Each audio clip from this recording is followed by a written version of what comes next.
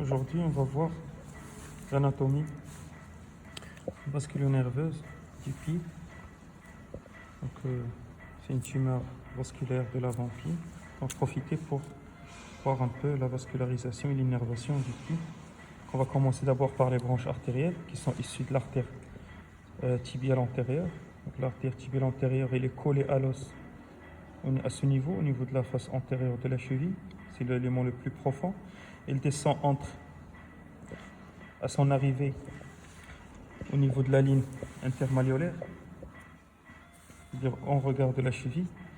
Elle est située entre le tendon tibialis antérieur et le tendon long extenseur de l'hallux qu'elle va croiser à un travers de doigt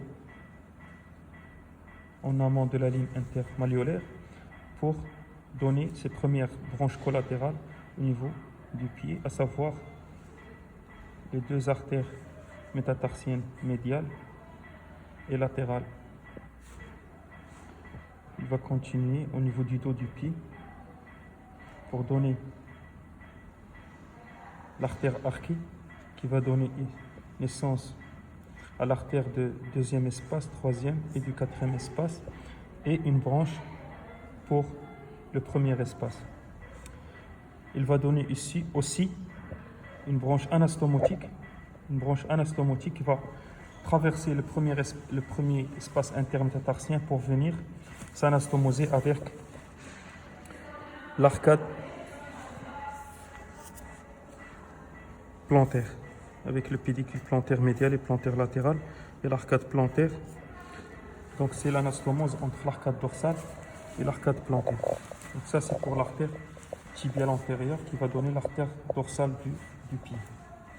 Concernant l'innervation, donc le nerf fibulaire superficiel, il perfore la pronévrose des fibulaires à 10 cm environ de la malléole latérale pour devenir superficiel. Il va descendre le long de l'axe du fibula pour se diviser sur la face latérale en deux branches sensitives terminales, le nerf dorsal médial et le nerf dorsal intermédiaire. Le nerf dorsal médial et le nerf dorsal intermédiaire. Il faut protéger lorsqu'on fait un abord latéral pour une ostéotomie du calcanéum, ou pour faire une double arthrodèse, ou pour faire une arthrodèse talo-calcanéenne. Il faut protéger cette branche sensitive qui passe au-dessus du muscle court extenseur de l'hallux et des orteils. Le nerf tibial antérieur qui accompagne l'artère,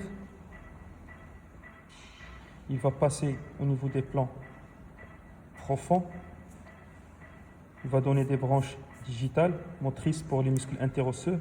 Il va se terminer dans le premier espace. Il va assurer son territoire autonome. C'est le premier espace.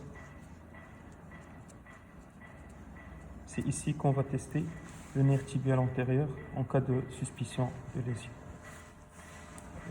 Grosso modo, c'est la vascularisation et l'innervation du pied. Merci.